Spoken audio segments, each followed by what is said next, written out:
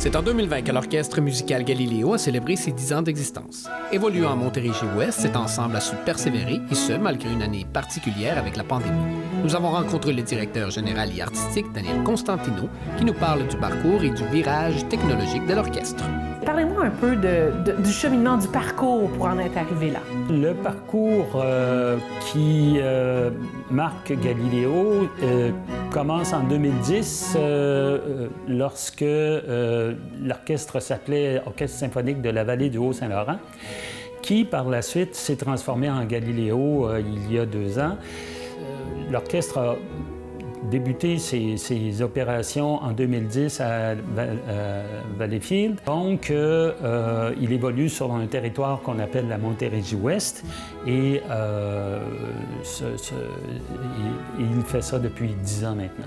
Oui, parce qu'il faut le souligner, cette année, c'est une année spéciale, c'est une année charnière parce que vous fêtez votre 10e anniversaire. Tout à fait. 10 ans, il faut quand même le souligner. Ça n'a pas toujours été facile, mais on y est rendu. Et cette année est un peu particulière parce qu'effectivement, elle est marquée par la pandémie qui frappe tous les organismes artistiques. Et nous, on a décidé de prendre le taureau par les cornes et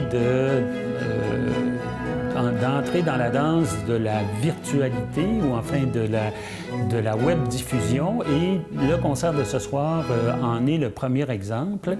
Et on est assez fiers de notre coup puisque c'est un retournement, c'est-à-dire on entre dans les bottines des grands, à savoir que l'Orchestre métropolitain, l'Orchestre symphonique de Montréal dispose de moyens imposants pour se retourner de bord, ce qui n'est pas tout à fait notre cas, mais on relève le défi. Le titre ou le thème Harpe céleste, qui est le nom du concert ce soir, qu'est-ce qui vous a inspiré? D'où est-ce que ça vient? Pourquoi qu'on va vers ce thème? Harpe céleste, écoutez, c'est parce que, d'abord, d'une part, j'aime beaucoup la harpe.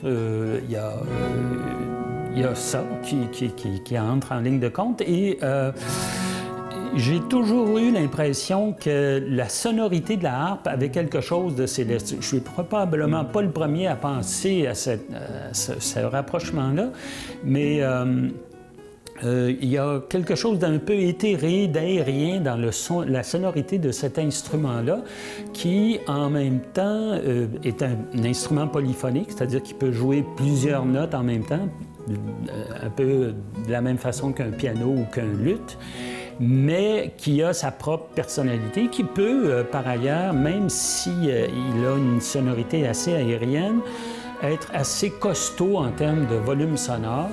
Alors, ça fait de lui un instrument qui peut s'adapter à toutes sortes de situations et à toutes sortes d'époques également. Alors donc, on voit là que, puisque on a affaire à des concertos classiques, à l'époque romantique aussi, l'instrument était utilisé, mais surtout à l'orchestre.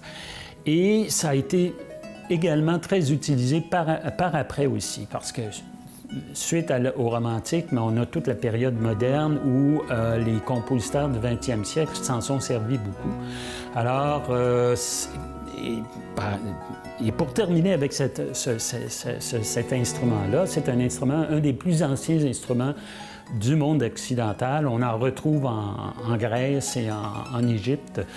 Donc, on a affaire ici à un petit orchestre, un orchestre qu'on pourrait appeler de chambre, qui est notamment parce que la musique qu'on joue en requiert pas tellement plus. Souvent, la musique cette musique-là de Haydn, de Mozart et de Krumholtz a été créée au moment où les compositeurs l'ont écrite.